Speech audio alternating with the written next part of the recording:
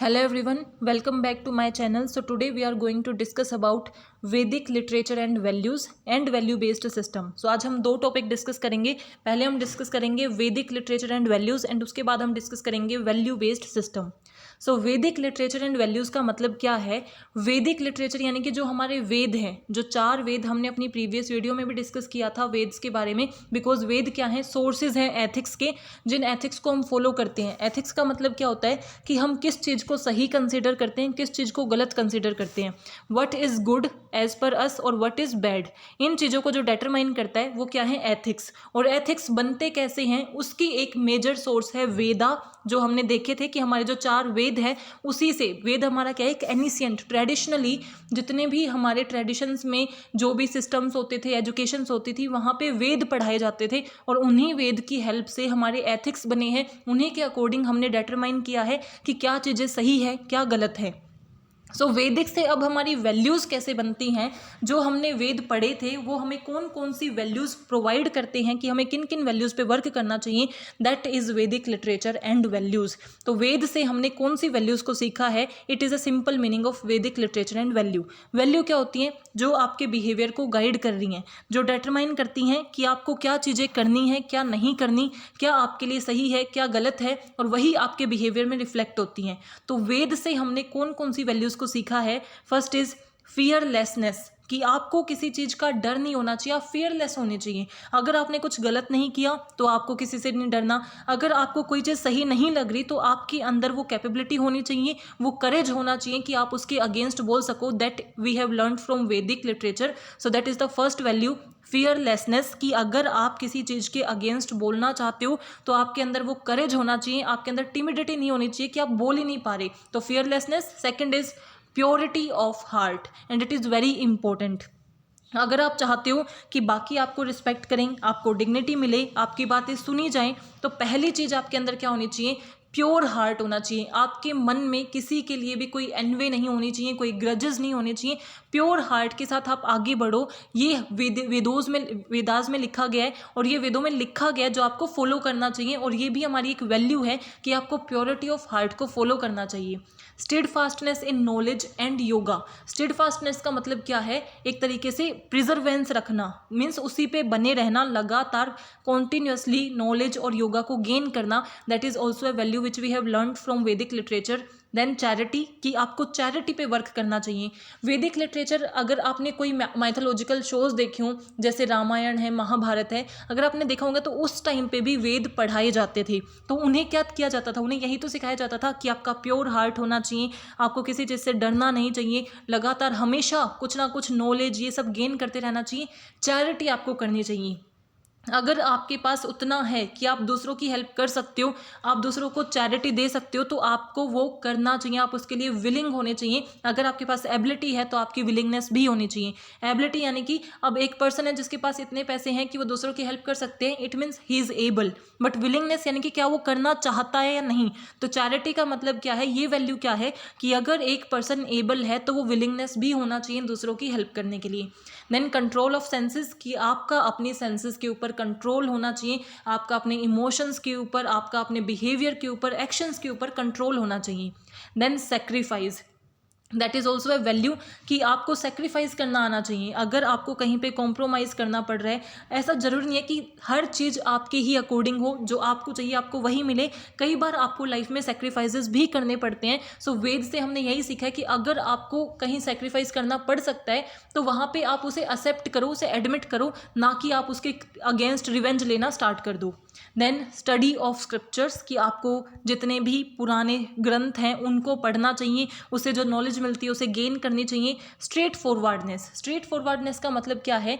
वही कि आप बिल्कुल स्ट्रेट फॉरवर्ड होने चाहिए. ये नहीं कि आप मुंह पे कुछ और पीछे से आप कुछ और बोल रहे हो. जो आपके मन में है वो आपको सामने वाले को बोलने में कोई एम्बेरसमेंट फील नहीं होनी चाहिए. आप सीधा बोल दो जो भी आप फील करते हो. अगर आपको ये लगता है कि वो सही है तो सही है, अगर वो ये लगता है कि ये गलत है, जो आपका ओपिनियन है, जो आपका पर्सपेक्टिव है, वो आपको बोलना चाहिए. इफ़ एंड बट्स की टुवर्ड्स नहीं जाना चाहिए. देन हार्मलेसनेस, कि आप कभी भी किसी को हार्म ना करो, ये हमेशा आपकी प्रायोरिटी होनी चाहिए.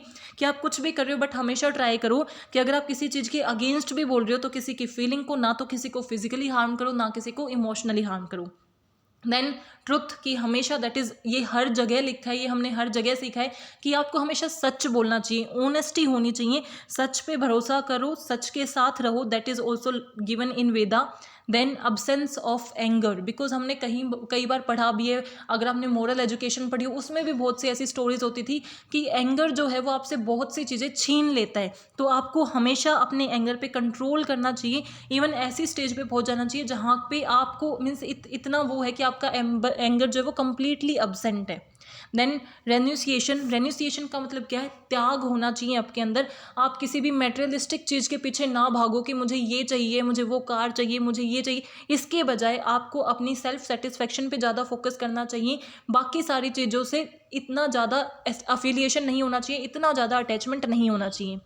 काइंडनेस एंड मोडेस्टी आपके अंदर होनी चाहिए। काइंडनेस तो ऑब्वियसली आपके अंदर हो कि आप दूसरों की हेल्प करो, अगर आप हेल्प कर सकते हो तो आपको काइंड होना चाहिए, दूसरों पे आपको जेनोरियस होना चाहिए। देन मोडेस्टी का मतलब क्या है कि इवन आपने अगर बहुत सी चीज़ अचीव भी कर रखी है फिर भी आप डाउन टू अर्थ हो, दैट इज़ मोडेस्टी। कि ऐसा नहीं कि अगर आपने कुछ अचीव किया तो आप अपनी ही अचीवमेंट्स को सारा दिन बोलते रहते हो कि मेरे पास ये है, मेरे पास वो है, मैंने ये पा लिया, वो पा लिया, तो आपके अंदर ऐसा नहीं होना चाहिए, मोडेस्टी होनी चाहिए।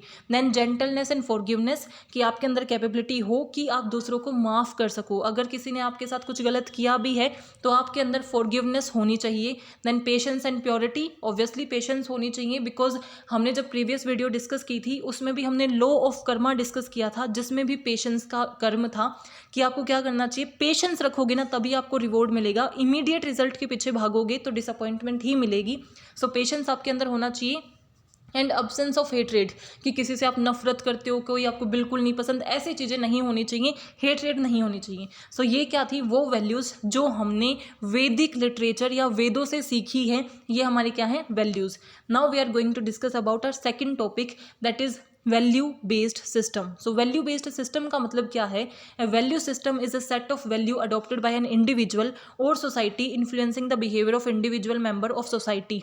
कि आप, हमने वैल्यू का मतलब क्या बोला था कि ऐसे प्रिंसिपल्स या ऐसी चीज़ें जो गाइड करती हैं हमारे बिहेवियर को, तो उन्हीं प्रिंसिपल के एक समूह को, यानी कि जो कलेक्टिवली हमारे सारे प्रिंसिपल हैं उसी को हम क्या बोलते हैं, वैल्यू सिस्टम। कि आपके वैल्यू सिस्टम में सारी आपकी वैल्यूज आ जाती हैं, कि ऑनेस्टी आपकी वैल्यू है, फॉरगिवनेस आपकी वैल्यू है, हेल्पफुलनेस आपकी वैल्यू है, काइंडनेस आपकी वैल्यू है, तो जितनी भी वैल्यूज आप कंसिस्ट करते हो that is your value system. और हर एक पर्सन का एक वैल्यू सिस्टम होता है जिसके अंदर डिटरमाइंड होता है कि वो किस चीज़ को प्रायोरिटी देता है, उसकी क्या वैल्यूज़ हैं और उसी के अकॉर्डिंग वो क्या करता है, वर्क करता है। तो हर एक पर्सन का वैल्यू होती है, हर एक सोसाइटी की वैल्यू होती है। जैसे इंडिविजुअली आपका एक वैल्यू सिस्टम होगा कि आप किस चीज़ को इंपॉर्टेंस देते हो या कौन सी चीज़ को आप सही समझते हो, वैसे ही ओवरऑल एक सोसाइटी की भी वैल्यू हो जाती है। जैसे इंडियन सोसाइटीज़ की वैल्यू अलग मिलेंगी, अमेरिकन सोसाइटी की वैल्यू अलग मिलेगी, जापानीज सोसाइटी की वैल्यू अलग मिलेंगी। तो सोसाइटी की वैल्यूज़, जितनी वैल्यूज़ को वो फॉलो करते हैं that are their value system, और वही हमारे बिहेवियर को क्या करते हैं, इम्पैक्ट करते हैं और उसके अंदर रिफ्लेक्ट होते हैं। Value system is observed as eternal perpetual framework that affect the way in individual behave, कि किस तरीके से एक इंडिविजुअल बिहेव करता है उसको हमारा वैल्यू सिस्टम अफेक्ट करता है, और ये लॉन्ग लास्टिंग होता है। वैल्यूज़ इतनी आसानी से चेंज नहीं होती कि आपने आज तक आप मानते आए थे कि सच बोलना सही है, कल आपने बोल दिया कि ऐसी भी कोई बात नहीं है, आप झूठ बोल सकते हो, तो एकदम से वैल्यू चेंज हो जाएंगी, ऐसा नहीं होता। वैल्यूज़ को चेंज होने में भी बहुत टाइम लगता है। तो वैल्यू सिस्टम क्या है, value system consist of all values that a human being follow, that A individual follow, that is reflecting in their behaviour because they guide their behaviour and it is in hierarchy, कि आपकी hierarchy में आपकी values होती हैं कि सबसे important value कौन सी है, उसके बाद क्या वैल्यूज़ है, सबसे ज़्यादा प्रायोरिटी आप किसे देते हो। Now what are the objectives of value based system in an organisation.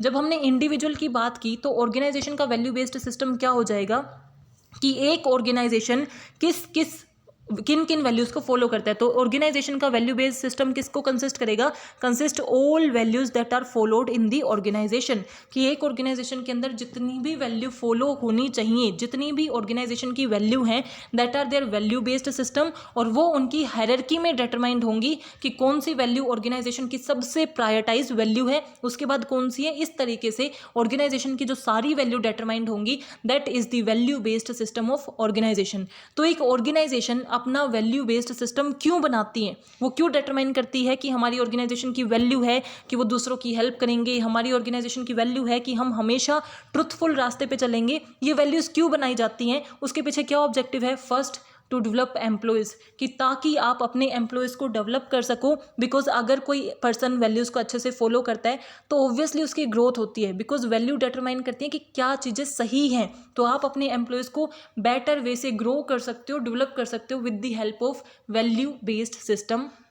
Transform human nature, transform तो ऑब्वियसली होगा। मान लो आप एक ऑर्गेनाइजेशन में वर्क करते हो, वहाँ पे पहले वैल्यूज़ डिटरमाइंड नहीं थी, अब उन्होंने अपना वैल्यू बेस्ड सिस्टम डिटरमाइन कर दिया कि यही वैल्यूज़ हैं जो आपको ऑर्गेनाइजेशन में फॉलो करनी है। तो अगर आप उस वैल्यू से मैच नहीं कर रहे तो आपको क्या करने पड़ेंगे? चेंजेस करने पड़ेंगे अपने नेचर में, अपने बिहेवियर में। आप अपने आप को ट्रांसफॉर्म करते हो so that you can match the values of organisation. तो ट्रांसफॉर्म करने के लिए किया जाता है to serve building block of relationship, कि ये जो वैल्यूज़ हैं ये as a building block of relationship act करती हैं और गुड रिलेशनशिप क्रिएट करने में हेल्प करती हैं। बिकॉज ऑब्वियस सी बात है, अगर ऑर्गेनाइजेशन के अंदर वैल्यूज़ फॉलो होंगी तो उनके अंदर ज़्यादा अच्छा कोऑपरेशन होगा, ज़्यादा अच्छी कम्युनिकेशन होगी और ज़्यादा स्ट्रॉन्ग रिलेशनशिप आप बिल्ड कर सकते हो। सेल्फ मैनेजमेंट, की वैल्यू बेस्ड की हेल्प से जो एम्प्लॉयज़ हैं वो खुद की मैनेजमेंट सेल्फ करेंगे, कि अपने आप से अपनी मैनेज करने लग जाएंगे, अपनी चीज़ों को कंट्रोल करना सीख जाएंगे, इमोशनल इंटेलिजेंस उनकी बढ़ जाएगी। तो वैल्यू बेस्ड सिस्टम का एक ऑब्जेक्टिव क्या होता है कि एम्प्लॉयज़ के अंदर सेल्फ मैनेजमेंट को डेवलप करना। टू गिव गाइडेंस, अगर एक ऑर्गेनाइजेशन ने ये बता दिया कि भाई ऑर्गेनाइजेशन की ये वैल्यूज़ हैं, तो एक तरीके से वो गाइड ही तो कर रही है ना, अपने वैल्यू बेस्ड सिस्टम के थ्रू वो अपने एम्प्लॉयज़ को गाइड करती हैं कि किस तरीके से आपको काम करना है, आपका काम किन वैल्यूज़ के ऊपर बेस्ड होना चाहिए। टू गिव फीडबैक, बिकॉज आपने जैसा काम किया है वो आपकी वैल्यूज़, जो ऑर्गेनाइजेशन का वैल्यू बेस्ड सिस्टम है उससे कंपेयर कर लिया जाएगा। अगर आपका काम अच्छा रहेगा तो आपको पॉजिटिव फीडबैक मिलेगा, अगर आपने वैसा नहीं किया तो फीडबैक में आपको करेक्टिव एक्शंस भी बता दिए जाएंगे, तो आप अच्छा फीडबैक दे सकते हो with the help of value based system. Ensure employ familiarity, as I said कि वो क्या करते हैं, एक अच्छी रिलेशनशिप क्रिएट करते हैं, तो एम्प्लॉयज़ की एंगेजमेंट ऑर्गेनाइजेशन के साथ, सेंस ऑफ बिलोंगिंगनेस और फैमिलियरिटी बढ़ जाती है। और वैल्यूज़ की हेल्प से आप ज़्यादा अच्छे डिसीजन ले सकते हो, आपके ऊपर जो लीगल इश्यूज़ हैं वो नहीं होंगे क्योंकि आप अच्छी वैल्यूज़ को फॉलो कर रहे हो। Now what are the various type of value system, तो 4 तरीके की वैल्यूज़ होती हैं, personal values, societal values, idealised value and realised value. Personal value क्या है? जो बहुत ही इंडिविजुअल्स है, मीन्स सबसे जो स्मॉलेस्ट लेवल होता है ना, नैरोवर कॉन्सेप्ट, वो है पर्सनल वैल्यू सिस्टम, कि एक इंडिविजुअल किन प्रिंसिपल्स को फॉलो करता है, एक इंडिविजुअल किन बिलीव्स को फॉलो करता है जो उसके बिहेवियर को इम्पैक्ट करेंगे, that are personal value system. जैसे मेरी क्या वैल्यूज़ हैं, मेरा वैल्यू सिस्टम क्या है, मैं किन किन प्रिंसिपल्स या किन किन चीज़ों पे बिलीव करती हूँ जो मेरे बिहेवियर को इम्पैक्ट करेंगी, वो मेरा पर्सनल वैल्यू सिस्टम है। सिमिलरली आपके क्या बिलीफ है, आपके क्या प्रिंसिपल्स हैं, वो आपके बिहेवियर को इम्पैक्ट करेंगे। सो that is personal value system, जो एक पर्टिकुलर पर्सन से रिलेट करता है। सोसाइटियल वैल्यू सिस्टम क्या होगा? जो उससे वाइडर कॉन्सेप्ट है, जो एक पूरी सोसाइटी से रिलेट करता है, कि इस सोसाइटी के अंदर कौन से बिहेवियर को फॉलो किया जाता है, इसके अंदर कौन से प्रिंसिपल और बिलीफ को फॉलो किया जाता है, कि इंडिया के अंदर, हम पूरी इंडियन सोसाइटी की बात करें, कि इंडिया के अंदर कौन से प्रिंसिपल्स, कौन से बिलीफ्स को फॉलो किया जाता है, दैट इज सोसाइटियल सिस्टम या सोसाइटियल वैल्यू सिस्टम। तो ये एक वाइडर कॉन्सेप्ट है। Then idealised value system, idealised value system क्या है? आइडियल का मतलब क्या होता है? बेस्ट, यानी कि हर चीज़ में अच्छा। तो जो हम एक सिंपल लिस्ट बनाते हैं कि ये प्रायोरिटी ऑर्डर के अकॉर्डिंग, कि ये सारी अच्छी अच्छी वैल्यूज़ हमारे अंदर होनी चाहिए, that is idealised value system. कि एक एम्प्लॉय के अंदर वो बहुत हार्ड वर्किंग होना चाहिए, डिटर्मिनेंट होना चाहिए, ट्रूथफुल होना चाहिए, और सबसे ज़्यादा इंपॉर्टेंट है कि वो ऑर्गेनाइजेशन के टुवार्ड्स हो, उसकी एक सेंस ऑफ बिलोंगिंगनेस होनी चाहिए। तो ये तो हमने आइडियलाइज्ड बनाया ना, जैसा हम चाहते हैं एक बेस्ट वैल्यू सिस्टम, वो तो होता है आइडियलाइज्ड। और जो एक्चुअल में हम परफॉर्म कर रहे हैं वो होता है रियलाइज्ड वैल्यू सिस्टम, कि आप एक्चुअल में कैसा परफॉर्म कर रहे हो, एक्चुअल में हार्ड वर्किंग हो या नहीं, किस चीज़ को वैल्यू कर रहे हो, that is your realised value system. So I hope you are clear with this topic. If you have any doubt, please mention in comment section. Thank you. Keep supporting.